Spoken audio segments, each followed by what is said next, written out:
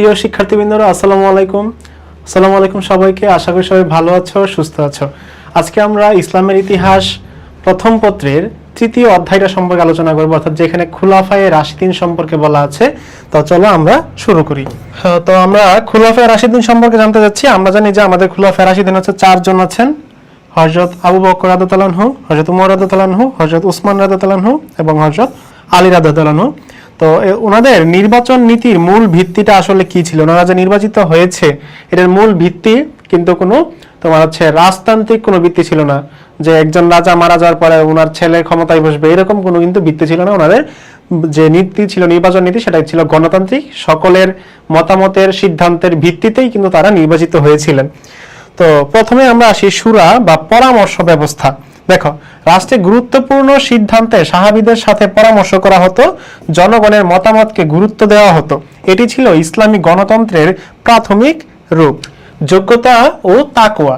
খলিফা নির্বাচনে বংশ বা সম্পদ নয়, ঈমান, নেইপরায়ণতা, জ্ঞান ও নেতৃত্ব গুণকে অগ্রাধিকার দেওয়া হতো। তো এইগুলো হচ্ছে আমাদের যে খলিফা যে নির্বাচন হয়েছিলেন, এই খলিফা নির্বাচনে কিন্তু কিছু নীতি ছিল, সেই নীতিগুলো হচ্ছে এখানে বলা আছে। তারপর দেখো বায়াত, মানে যেটা হচ্ছে জনসম্মতি আর কি। জনগণ স্বেচ্ছায় খলিফার প্রতি আনুগত্য প্রকাশ করত।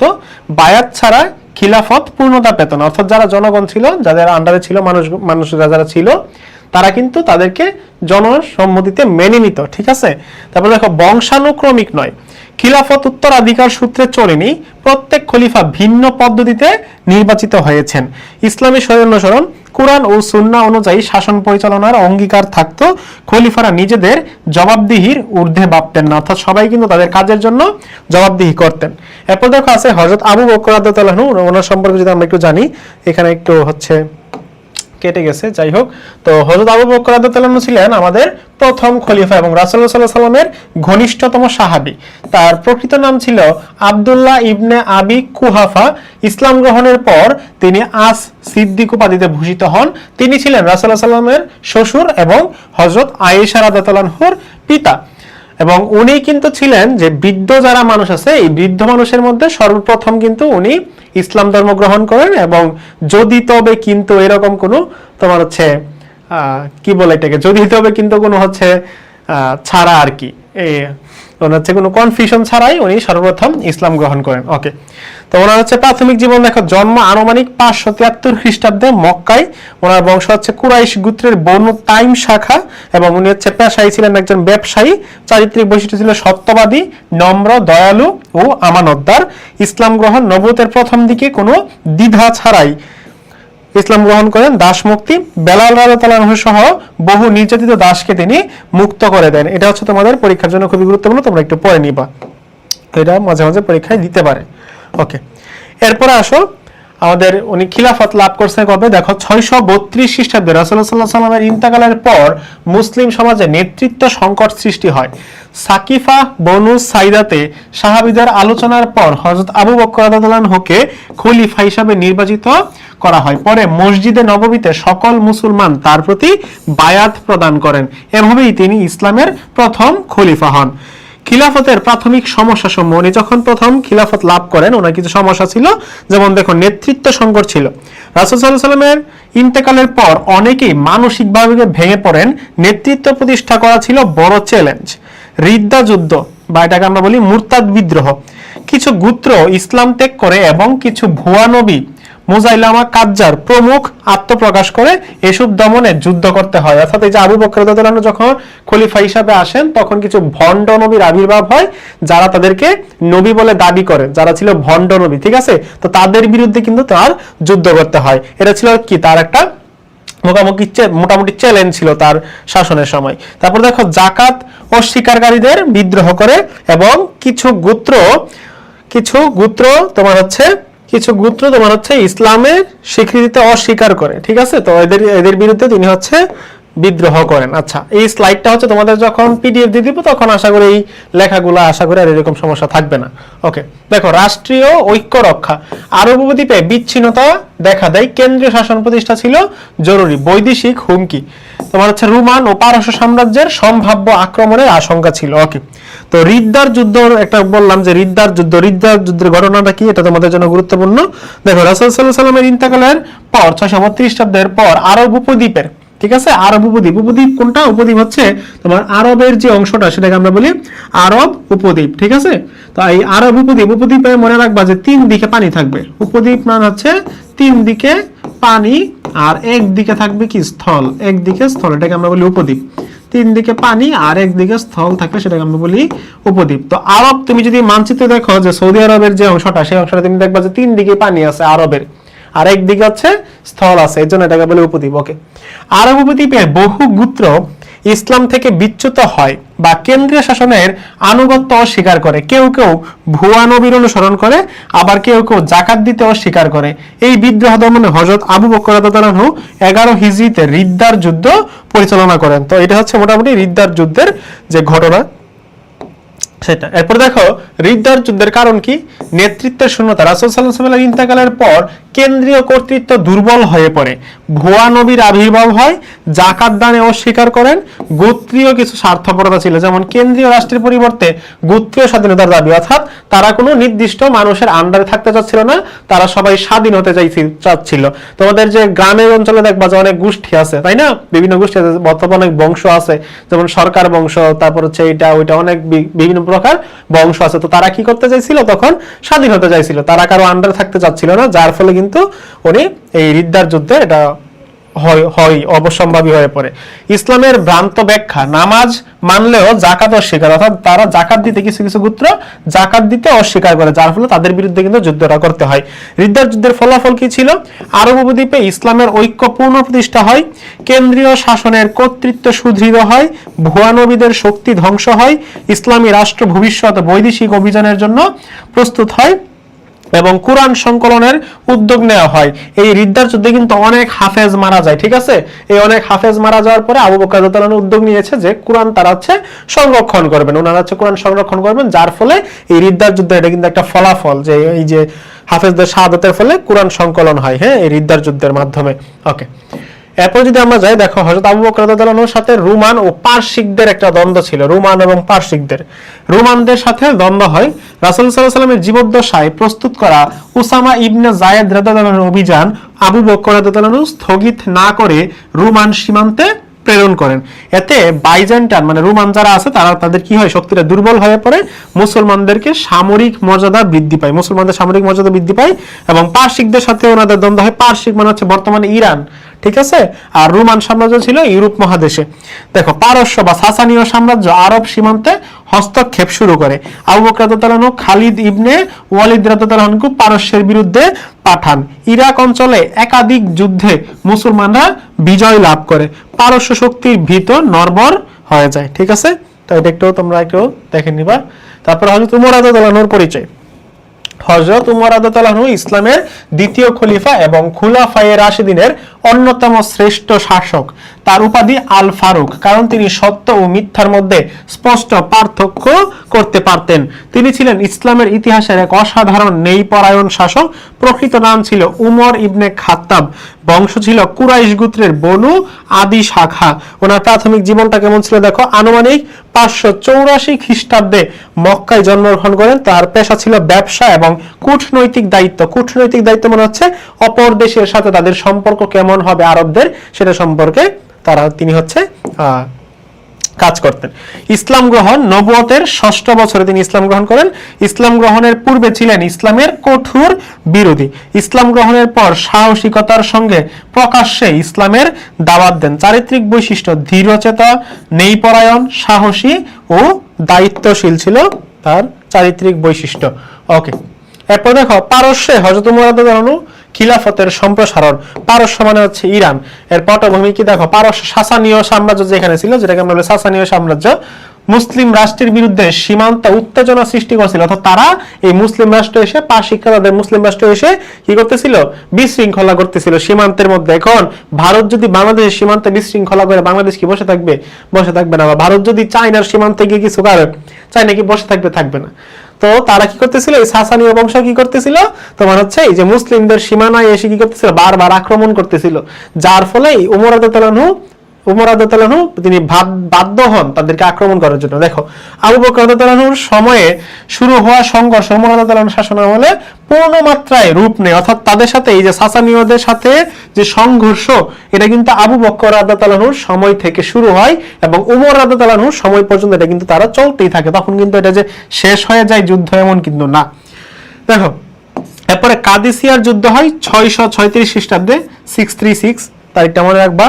মুসলিম সেনাপতি ছিলেন সাদ ইবনে আবি ওয়াক্কাস রাদিয়াল্লাহু আনহু এবং পারস্য সেনাপতি ছিল রুস্তম। ফলাফল কি হয়? পারস্য বাহিনীর চরম পরাজয় ঘটে।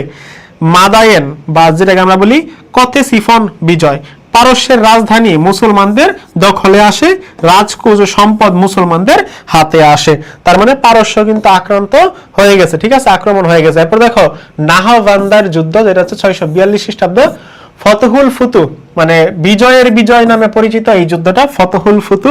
পারস্য সাম্রাজ্যের চূড়ান্ত পতন ঘটে এই যুদ্ধের মাধ্যমে, ঠিক আছে। তার পারস্য সাম্রাজ্যের চরম তোমার হচ্ছে চূড়ান্ত পতন ঘটে এই যুদ্ধের মাধ্যমে। সম্প্রসারণের ফলাফল দেখো, পারস্য সাম্রাজ্যের অবসান ঘটে, ইরান অঞ্চলে ইসলামী শাসন প্রতিষ্ঠিত হয়, ইসলামী রাষ্ট্র একটি বিশ্ব শক্তিতে পরিণত হয়, নেই ভিত্তিক প্রশাসনিক ব্যবস্থা চালু হয় এই যুদ্ধের মাধ্যমে, ঠিক আছে। ওকে, তো এরপরে যদি আমরা যাই তাহলে পাবো দেখো বাইজেন্টাইন অঞ্চলে হযরত ওমর রাদিয়াল্লাহু আনহু খিলাফতের সম্প্রসারণ। বাইজেন্টাইন কোনটা? বাইজেন্টাইন হচ্ছে বর্তমানে আমাদের যে তুরস্ক অঞ্চলটা আছে, এই তুরস্ক অঞ্চলটা হচ্ছে বর্তমানে বাইজেন্টাইন অঞ্চল। তো এই বাইজেন্টাইনের পূর্ব নাম হচ্ছে রোমান সাম্রাজ্য। এটা হচ্ছে সিরিয়া, ফিলিস্তিন এই অঞ্চলে মুসলমানদের অগ্রযাত্রা ঠেকানোর চেষ্টা করে। আবু বকর রাদিয়াল্লাহু আনহুর আমলে সূচনা হলেও হযরত ওমর রাদিয়াল্লাহু আনহুর শাসন আমলে এই অঞ্চলের পূর্ণাঙ্গ সম্প্রসারণ ঘটে। গুরুত্বপূর্ণ যুদ্ধ ও বিজয় সমূহ, তা ইয়ারমুকের যুদ্ধ 636 দেখো, মুসলিম সেনাপতি খালিদ বিন ওয়ালিদ ছিল এবং বাইজেন্টাইন সেনাপতি ছিল হেরাক্লিয়াসের সেনাপতি। ফলাফল কি হয়? বাইজেন্টাইন বাহিনীর চূড়ান্ত পরাজয় ঘটে। গুরুত্ব কি? সিরিয়া ও ফিলিস্তিনে মুসলমানদের জন্য উন্মুক্ত হয়, অর্থাৎ সিরিয়া এবং ফিলিস্তিন মুসলমানদের অধীনে চলে আসে। তাহলে এই যে যুদ্ধগুলা, এই যুদ্ধগুলা কিন্তু বেশিরভাগই হচ্ছে আমাদের আবু বকর রাদিয়াল্লাহু আনহুর সময়ে শুরু হয় এবং উমর রাদিয়াল্লাহু আনহুর সময় পর্যন্ত এগুলা চলতে থাকে, ঠিক আছে। এবং উমর রাদিয়াল্লাহু আনহু বেশিরভাগ হচ্ছে আমাদের বিজয় অর্জন করেন। এরপর দেখো দামেস্ক বিজয়। দামেস্ক বিজয় দেখো, শান্তি চুক্তির মাধ্যমে এই নগরটা হচ্ছে দখল করা হয়। দামেস্ক কোথায়? দামেস্ক হচ্ছে বর্তমানে সিরিয়াতে। তো প্রশাসনিক কেন্দ্র প্রতিষ্ঠা করা হয় এখানে। এবং জেরুজালেম দেখো, জেরুজালেম যেটাকে আমরা বলি বাইতুল মুকাদ্দাস, বাইতুল মুকাদ্দাস বিজয় হয় 638 খ্রিস্টাব্দে।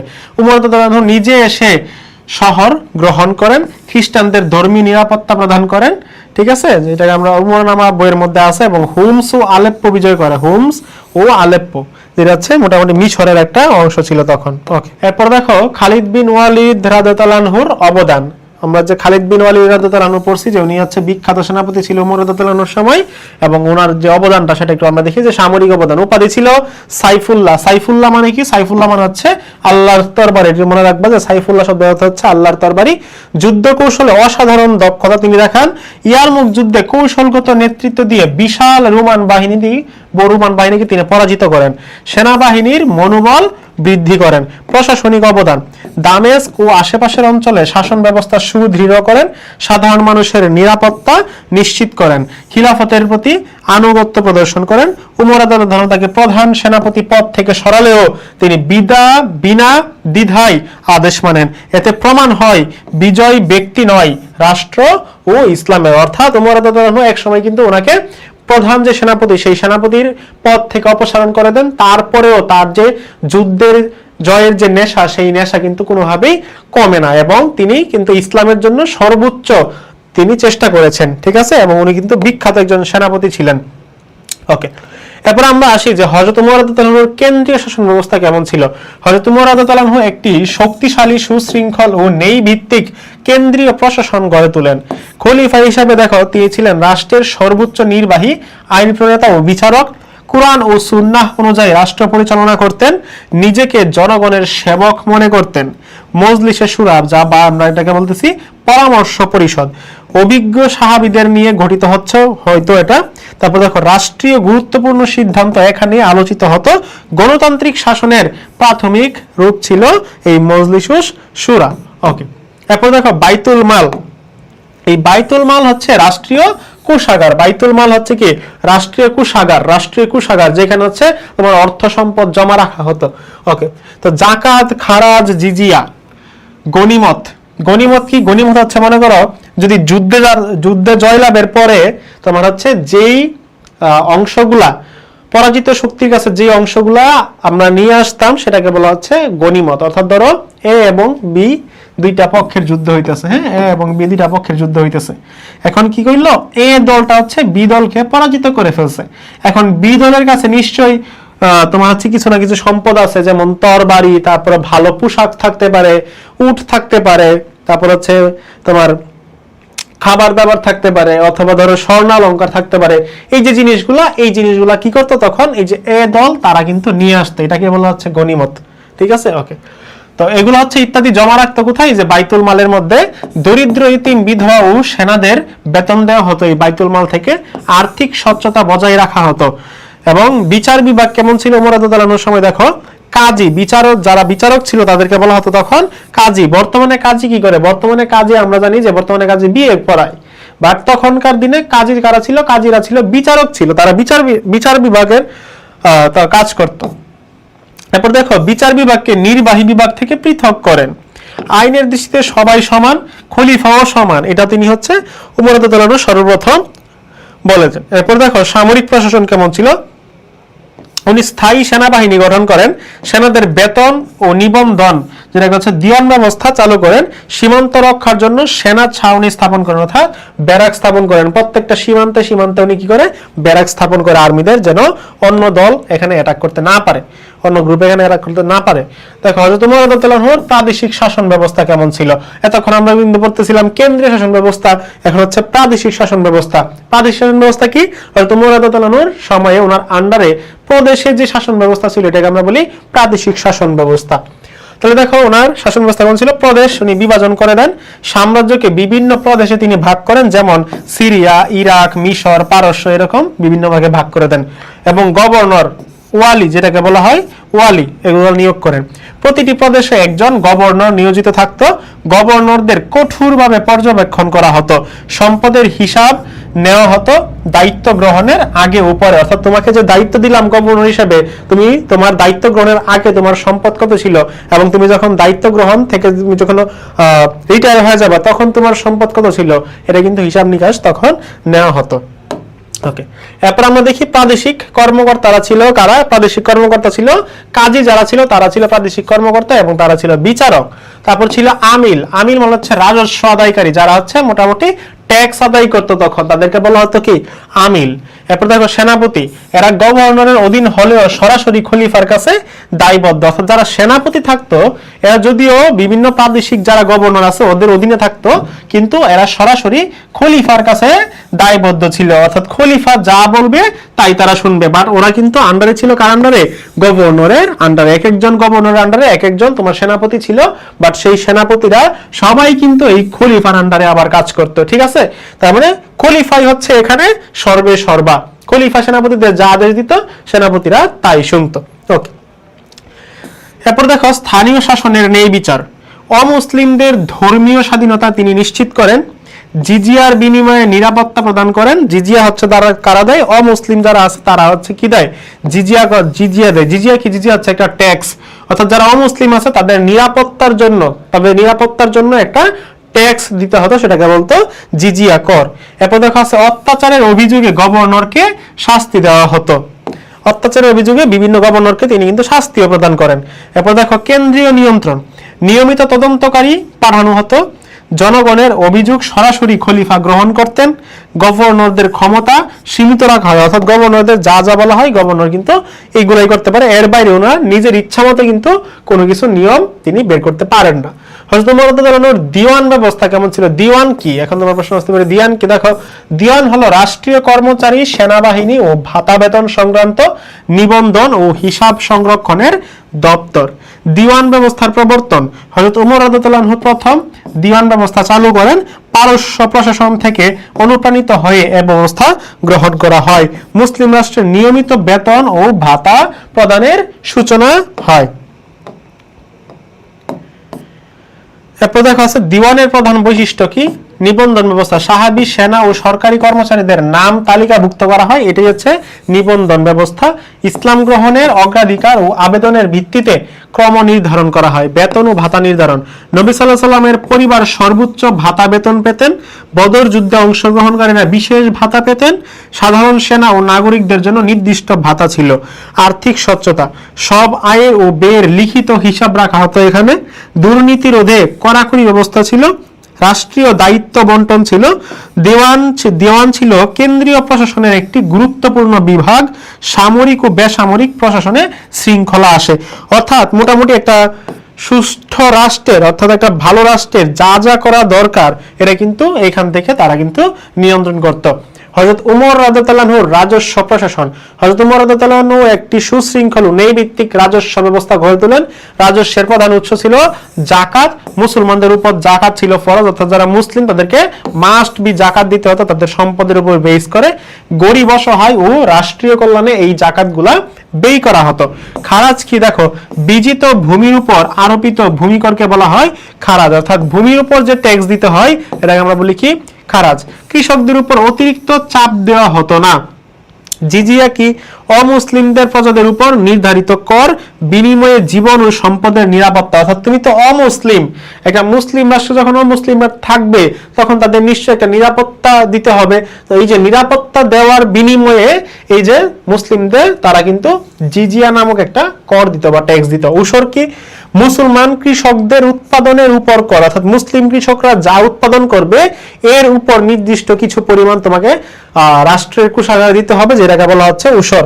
গনিমত ও ফাই, যুদ্ধলব্ধ সম্পদ ও রাষ্ট্রীয় যে সম্পত্তি আছে এই রাষ্ট্রীয় সম্পত্তি বা যুদ্ধলব্ধ সম্পদটা হচ্ছে কি? গনিমত, বা আমরা এটাকে বলি ফাই। ওকে, এরপর দেখো হযরত ওমর রাদিয়াল্লাহু আনহুর পরিচয়। পুরো নাম ওমর ইবনুল খাত্তাব, উপনাম আল ফারুক। খাত্তাব ইবনে নুফাইল ওনার পিতার নাম। গোত্র কুরাইশ বংশের বনু আদি গোত্র। জন্ম আনুমানিক 583 খ্রিস্টাব্দে। ইসলাম গ্রহণ করেন নবুয়তের 6ষ্ঠ বছরে। ইন্তেকাল 23 হিজরি মদিনাতে। এবং কবর আছে রাসূলুল্লাহ সাল্লাল্লাহু আলাইহি ওয়াসাল্লাম ও আবু বকর রাদিয়াল্লাহু আনহুর পাশে ওনার কবর আছে। ঠিক আছে, ওকে। হযরত ওমর রাদিয়াল্লাহু আনহুর খিলাফত লাভ। তো হযরত আবু বকর রাদিয়াল্লাহু আনহু অসুস্থ হলে উম্মার ভবিষ্যৎ নিয়ে চিন্তিত হন। তিনি সাহাবীদের সঙ্গে পরামর্শ করে হযরত ওমর রাদিয়াল্লাহু আনহু খলিফা মনোনীত করেন। খিলাফত গ্রহণ 13 হিজরি সালে হযরত ওমর রাদিয়াল্লাহু আনহু খলিফা নির্বাচন হন। সাহাবীদের সর্বসম্মত বায়াতের মাধ্যমে খিলাফত প্রতিষ্ঠিত হয়। তিনি বিনয়ের সঙ্গে দায়িত্ব গ্রহণ করেন। ঠিক আছে, এই হযরত ওমর রাদিয়াল্লাহু আনহুর বিরুদ্ধে কিছু উত্থাপিত কিছু অভিযোগ ছিল। এই অভিযোগগুলো কি? দেখো, ইতিহাসে কিছু অভিযোগ বা সমালোচনা পাওয়া যায়, তবে অধিকাংশই ভিত্তিহীন বা ভুল ব্যাখ্যা। কঠোরতা ও রূঢ়তার অভিযোগ। দেখো, অভিযোগ, তিনি অত্যন্ত কঠোর শাসক ছিলেন। বাস্তবতা, নেই প্রতিষ্ঠায় কঠোর। ব্যক্তিগত জীবনে ছিলেন অত্যন্ত দয়ালু, দুর্বল ও সদয়ের প্রতি তিনি ছিলেন সহানুভূতিশীল। অমুসলিমদের প্রতি কঠোর আচরণের অভিযোগ। ঠিক আছে, এই অভিযোগটা ছিল যে অমুসলিমদের উপর তিনি কঠোরতা আরোপ করতেন এবং তাদের নির্যাতন করতেন, যেটা কখনো সত্যি না। বাস্তবতা কি? ধর্মীয় স্বাধীনতা নিশ্চিত করেছিলেন।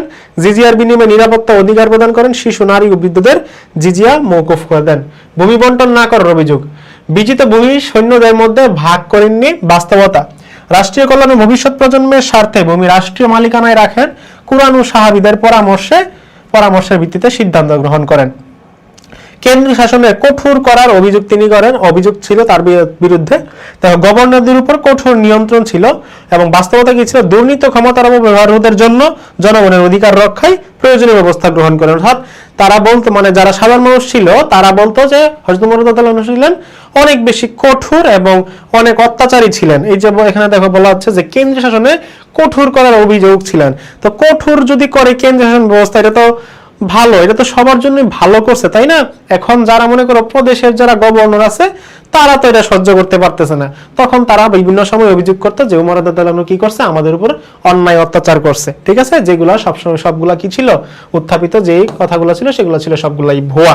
ওকে, হযরত উসমান রাদিয়াল্লাহু আনহুর হত্যার ঘটনা দেখো। হযরত উসমান রাদিয়াল্লাহু আনহু ছিলেন ইসলামের তৃতীয় খলিফা। তার খিলাফত কাল ছিল 23 থেকে 35 হিজরি। হ্যাঁ ঠিক আছে। শেষ দিকে বিভিন্ন অঞ্চল থেকে বিদ্রোহী গোষ্ঠী মদিনায় আসে। ওনার হত্যার মূল ঘটনা ছিল বিদ্রোহীরা মদিনায় এসে তার বাড়ি ঘেরাও করে। প্রায় 40 দিন তিনি গৃহবন্দী অবস্থায় ছিলেন। সাহাবীদের প্রতিরোধ করতে তিনি নিষেধ করেন এবং তিনি কোরআন তেলাওয়াতের অবস্থায় সময় তিনি কিন্তু মারা যান। হযরত উসমান রাদিয়াল্লাহু আনহুর হত্যার কারণ কি দেখো। ওনার বিরুদ্ধে স্বজনপ্রীতির অভিযোগ ছিল, যে উনি হচ্ছে ওনার যে আত্মীয় স্বজন আছে ওনাদেরকে হচ্ছে বিভিন্ন জায়গায় বা ভালো ভালো তোমার হচ্ছে জায়গায় হচ্ছে উনি বসাই দিচ্ছেন কাজ করার জন্য, হ্যাঁ, প্রশাসনিক কাজের জন্য। বাট উনি এটা মোটেও করেন নাই। যারা যোগ্য তাদের কিন্তু তিনি হচ্ছে কাজ করার জন্য বলছে বা হচ্ছে ওই জায়গায় তিনি পৌঁছাইছে। প্রশাসনিক দুর্বলতা ছিল। হযরত উসমান রাদিয়াল্লাহু আনহু ছিলেন নরম স্বভাবের, যার ফলে এই যে যারা গভর্নর ছিল, গভর্নররা ইচ্ছা মতো মাঝে মাঝে শাসন করা শুরু করতো বা তারা মাঝে মাঝে অন্য তোমার দিকে ডাইভার্ট করে ফেলতো জনগণকে। ভ্রান্ত প্রচারণা ষড়যন্ত্র ছিল। আব্দুল্লাহ ইবনে সাবা ও তার অনুসারীদের ভূমিকা ছিল মিথ্যা অভিযোগ ছড়িয়ে বিদ্রোহ উস্কে দেয় তার বিরুদ্ধে। অর্থনৈতিক কি অসন্তোষ ছিল, যেমন রাজস্ব ভূমি ব্যবস্থায় পরিবর্তন আনে কিছু লোক নিজেদের স্বার্থ ক্ষুণ্ণ মনে করে। ঠিক আছে, এবং বিদ্রোহীদের চিঠি কেলেঙ্কারি একটা অভিযোগ ছিল যে মিশরের বিদ্রোহীদের ফেরার পথে একটি বিতর্কিত চিঠি পাওয়া যায় খলিফার শিলযুক্ত। সেই চিঠি পরিস্থিতি আরো উত্তপ্ত করে খলিফা চিঠির কথা অস্বীকার করেন। এরপর হযরত উসমান রাদিয়াল্লাহু আনহুর হত্যার ফলাফলটা কি ছিল দেখো। প্রথম গৃহযুদ্ধের সূচনা হয়। মুসলিম উম্মতে বিভক্তি দেখা দেয়। ফিতনার যুগের সূচনা হয়, অর্থাৎ মুসলিমরা মারামারি শুরু করে দেয়, গৃহযুদ্ধ সিভিল ওয়ার লেগেছে। হযরত আলী রাদিয়াল্লাহু আনহুর খিলাফত পরিস্থিতি চাপে হযরত আলী রাদিয়াল্লাহু আনহু খলিফা হন, কিন্তু হত্যাকারীদের বিচার নিয়ে সংকট তৈরি হয়। জামাল ও সিফিনের যুদ্ধ হয়। মুসলমানদের মধ্যে রক্তক্ষয়ী সংঘর্ষ, রাজনৈতিক বিভাজন গভীর হয়। খারিজি আন্দোলনের জন্ম হয়। সিফিন যুদ্ধের পর খারিজিদের উত্থান এবং উগ্র মতাদর্শের সূচনা হয়। ওকে, হযরত আলী রাদিয়াল্লাহু আনহুর প্রাথমিক জীবন। ওনার নাম ছিল আলী ইবনু আবি তালিব রাদিয়াল্লাহু আনহু। ওনার উপাধি ছিল আসাদুল্লাহ আবুল হাসান। পিতা ছিল আবু তালিব, মাতা ফাতিমা বিনতে আসাদ। জন্ম আনুমানিক 600 খ্রিস্টাব্দে মক্কায়। রাসূলুল্লাহ সাল্লাল্লাহু আলাইহি ওয়াসাল্লামের চাচাতো ভাই ও জামাতা ছিলেন প্রথম দিককার মুসলমানদের একজন, এবং শিশুদের মধ্যে তিনি হচ্ছে সর্বপ্রথম ইসলাম ধর্ম গ্রহণ করেন। একটু মনে রাখবা। হযরত আলী রাদিয়াল্লাহু আনহু খিলাফত লাভ ছিল। হযরত উসমান রাদিয়াল্লাহু আনহু শাহাদাতের পর হযরত উসমান রাদিয়াল্লাহু আনহু মারা যাওয়ার পর রাষ্ট্র চরম অস্থিরতায় পড়ে। মদিনায় কার্যকর নেতৃত্বের সংকট সৃষ্টি হয়। এরপর 35 হিজরি সালে সাহাবী ও জনগণের অনুরোধে খিলাফত গ্রহণ করেন। প্রথমে অনিচ্ছা প্রকাশ করলেও তিনি বায়াতের মাধ্যমে তিনি হচ্ছে জনগণের সাপোর্টের মাধ্যমে তিনি কিন্তু খলিফা নির্বাচিত হন। ন্যায় ও কুরআন সুন্নাহ ভিত্তিক শাসনের তিনি অঙ্গীকার করেন। খিলাফতের প্রাথমিক সমস্যা দেখো। হযরত উসমান রাদিয়াল্লাহু আনহুর হত্যার বিচার চেয়ে বসে, অর্থাৎ যেহেতু ওনার যে পূর্ববর্তী যে খলিফা ছিল হযরত উসমান রাদিয়াল্লাহু আনহু, উনি যেহেতু মারা গেছে, তো ওনার উপর কিন্তু একটা প্রেসার সৃষ্টি হবে যে যারা মারা গেছে, যারা গুপ্তঘাতক আছে তাদের খুঁজে বের করার জন্য কিন্তু জনগণ বলবে। তো এরকম একটা চ্যালেঞ্জ বা প্রেসারে তিনি কিন্তু মুখোমুখি হন হযরত আলী রাদিয়াল্লাহু আনহু, যে কারা হযরত উসমান রাদিয়াল্লাহু আনহুকে মারছে, খুঁজে বের করো, এরকম। তো দেখো হত্যাকারীরা ছড়িয়ে ছিটিয়ে যায়, তারা তো পালিয়ে যাবে স্বাভাবিক। তারপর দেখো অবিলম্বে বিচার সম্ভব হয়নি, বিচার বিলম্ব নিয়ে বিরোধ সৃষ্টি হয়। অর্থাৎ উনি হচ্ছে খুঁজে পাচ্ছিল না, যে খুন করছে গুপ্তঘাতকদের তাদের হচ্ছে খুঁজে পাচ্ছিল না, যার ফলে ওনার বিচার কার্যের যে ডেট তোমার যে তারিখ সেটা হচ্ছে বারবার উনি পিছাচ্ছিল, যার ফলে কিন্তু তোমার হচ্ছে মুয়াবিয়া রাদিয়াল্লাহু আনহু যিনি ছিলেন সিরিয়া শাসনকর্তা, উনি কিন্তু এটা ভালোভাবে মেনে নেন নাই। এরপর দেখো রাজনৈতিক বিরোধিতা ছিল। হযরত আয়েশা রাদিয়াল্লাহু আনহা, তালহা রাদিয়াল্লাহু আনহু, জুবাইর রাদিয়াল্লাহু আনহু বিচারের দাবিতে অবস্থান নেন। এর ফলে জামালের যুদ্ধ সংগঠিত হয় এবং মুয়াবিয়া রাদিয়াল্লাহু আনহু বিরোধিতা করেন। যে তোমাদেরকে যেটা বলতেছিলাম যে মুয়াবিয়া রাদিয়াল্লাহু আনহু ছিলেন কে, সিরিয়ার গভর্নর ছিলেন এবং তিনি বায়াত দিতে অস্বীকার করেন। অর্থাৎ হযরত আলী রাদিয়াল্লাহু আনহু যে একজন খলিফা এটা মানতে তিনি অস্বীকার করেন। বিচার দাবি সামনে রেখে বিরোধিতা করেন। পরিণতিতে সিফিনের যুদ্ধ হয়, যেটাকে আমরা বলতেছি সিফিনের যুদ্ধ বা সিভিল ওয়ার, গৃহযুদ্ধ। প্রশাসনিক পুনর্গঠনের জটিলতা। পূর্ববর্তী গভর্নরদের অপসারণ করেন এবং নতুন গভর্নর নিয়োগ দেন। তাই নতুন গভর্নর নিয়োগ দেওয়ার ফলে কি হয়, প্রদেশে যে শাসন ব্যবস্থা, এই শাসন ব্যবস্থা শিথিল হয়ে যায় বা কিছুটা দুর্বল হয়ে যায়। ঠিক আছে, যার ফলে জনগণ কিন্তু তাদের মানতেছিল না। তারপর দেখো খারিজি সমস্যা। সিফিন যুদ্ধের পর সালিসি সিদ্ধান্তে অসন্তুষ্ট হয়ে খারিজিদের উদ্ভব, উগ্র মতাদর্শ ও সহিংসতা বৃদ্ধি পায়। হযরত আলী রাদিয়াল্লাহু আনহুর সাথে মুয়াবিয়া রাদিয়াল্লাহু আনহুর দ্বন্দ্ব হয়। হযরত উসমান রাদিয়াল্লাহু আনহু শাহাদাতের পর সিরিয়ার গভর্নর ছিলেন মুয়াবিয়া ইবনুল আবি সুফিয়ান রাদিয়াল্লাহু আনহু। মুয়াবিয়া হযরত উসমান রাদিয়াল্লাহু আনহুর হত্যার প্রতিশোধ দাবি করে হযরত আলী রাদিয়াল্লাহু আনহু নবনিযুক্ত খলিফা হওয়ায় তিনি যুদ্ধ এড়াতে শান্তি চেষ্টার প্রস্তাব দেন। দ্বন্দ্বের মূল কারণ ছিল উসমান রাদিয়াল্লাহু আনহুর হত্যার বিচার। মুয়াবিয়া হত্যাকারীদের শাস্তি দাবি করেন। রাজনৈতিক ক্ষমতা ও কর্তৃত্বের জন্য যুদ্ধটা হয়। প্রাথমিক পরিস্থিতিতে মুয়াবিয়া বায়াত দিতে অস্বীকার করেন। সিরিয়ার সেনারা মুয়াবিয়ার সঙ্গে একত্রিত হয়ে হযরত আলী রাদিয়াল্লাহু আনহুর বিরুদ্ধে অবস্থান নেন। পরিস্থিতি যুদ্ধ উদ্দীপক হয় ওঠে। এরপর গৃহযুদ্ধ হয়, সিফিনের যুদ্ধ যেটা আমরা বলতেছি 37-38 খ্রিস্টাব্দে সিরিয়া এবং ইরাক ও সিরিয়ার মধ্যবর্তী কিছু এলাকা নিয়ে এই যুদ্ধটা সংঘটিত হয়। এই দুই পক্ষের সৈন্য সংখ্যা ছিল প্রায় সমান। যুদ্ধে দীর্ঘস্থায়ী ও রক্তক্ষয়ী হয়। শেষ পর্যায়ে সালিশের প্রস্তাব আসে, উভয় পক্ষ সম্মত হন, কোরআনের শাস্ত্র অনুযায়ী বিচার করার সিদ্ধান্ত আসে। ফলাফল কি ছিল? ইসলামী রাজনীতিতে বিভাজন হয়ে যায়, অর্থাৎ এই যে আলী রাদিয়াল্লাহু আনহু এক পক্ষ চলে যায়, কিছু দল আলী রাদিয়াল্লাহু আনহুর পক্ষে চলে যায় এবং কিছু দল কিন্তু মুয়াবিয়ার পক্ষে চলে যায়। এবং এই মুয়াবিয়া কিন্তু পরবর্তীতে তোমরা জানো যে উমাইয়া খিলাফতের প্রতিষ্ঠা করেন, তাই না? ওকে, তো এই যে খারিজি আন্দোলনের উত্থান হয় এবং হযরত আলী রাদিয়াল্লাহু আনহুর খিলাফতের দুর্বলতা এখানে দেখা দেয়, যেহেতু হযরত আলী রাদিয়াল্লাহু আনহু খুব বেশি একটা তোমার মুয়াবিয়াকে দমিয়ে রাখতে পারে নাই। মুয়াবিয়া রাদিয়াল্লাহু আনহুর রাজনৈতিক উত্থান ঘটে ভবিষ্যতে তিনি উমাইয়া খিলাফতের ভিত্তি স্থাপন করেন। তো খুলাফায়ে শাসনের শাসন নীতি কি ছিল? খুলাফায়ে রাশিদিনের শাসন নীতি ছিল তোমার ন্যায় বিচার ও আইনে শাসন ছিল। খলিফারা কুরআন ও সুন্নাহ অনুযায়ী শাসন করেছেন। সবাইকে আইন সমানভাবে প্রযোজ্য ছিল এবং খলিফা এর বাইরে নয়। দুর্নীতি ও বিচারের বিরুদ্ধে কঠোর ব্যবস্থা গ্রহণ করেন।